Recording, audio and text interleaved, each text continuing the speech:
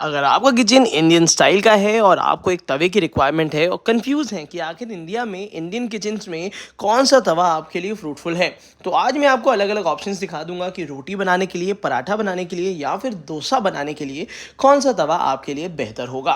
तो यहाँ पे मैंने अलग अलग वेराइटी के अलग अलग टॉप ब्रांड्स के तवे लेकर आया हूँ, जिसमें सबसे पहले हम बात करने वाले हैं रोटी तवे के बारे में।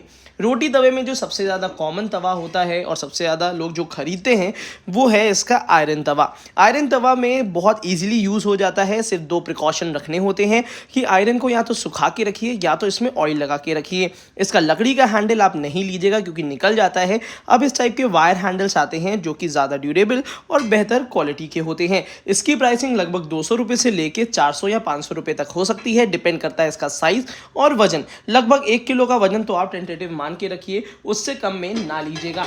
इसके बाद अगर दूसरा ऑप्शन मैं बात कर लूँ कि अगर आप बहुत ईज ऑफ यूज़ चाहते हैं जहाँ पे आपको बहुत ज़्यादा वॉश नहीं करने पड़े, तो फ्यूचरा और प्रेस्टीज का हार्ड एनोडाइज तवा आता है जो कि इंडक्शन बॉटम भी होता है। साथ ही साथ इसका जो बेस मेटल है वो एल्यूमिनियम का है जिसके ऊपर हार्ड एनोडाइज किया जाता है। हार्ड एनोडाइज किसी प्रकार की कोटिंग नहीं होती, ये एल्यूमिनियम को ही हार्ड एनोडाइज कर दिया जाता है जिसकी वजह से जो ऊपर की लेयर है उसमें स्टील की प्रॉपर्टीज आ जाती है और रोटी जलती नहीं है। नॉर्मल वॉश से ये ऊपर की लेयरिंग खराब बिल्कुल नहीं होती। ये भी आपको स्टेनलेस स्टील हैंडल के साथ मिलता है और इसकी प्राइसिंग 700 रुपीज़ से लेके 1000 रुपीज़ तक होती है।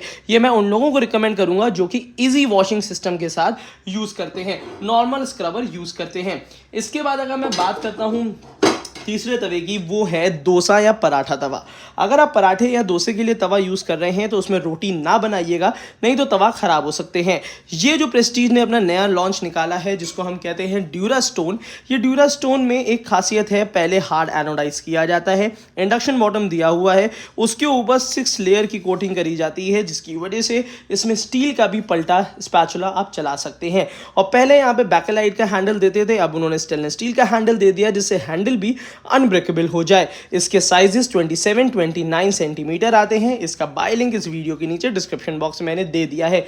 इसमें डोसा चिल्ला पराठा बिल्कुल भी नहीं चिपकता। प्रिकॉशन ये रखना है कि जब भी डोसा चिल्ला पराठा आप बना लें, फिर निकालने के बाद तुरंत इसका जो एक्स्ट्रा ऑयल है वो पोंछ दीजिएगा अगर आप ऑयल यूज़ करते हैं। इसके बाद इंडिया का सबसे ज़्यादा ड्यूरेबल जो 2000 रुपये के ऊपर आते हैं वो है इसका हनीकॉम्ब, जो कि यहाँ पे ट्राईप्लाई 3 लेयर स्टील से बना हुआ होता है।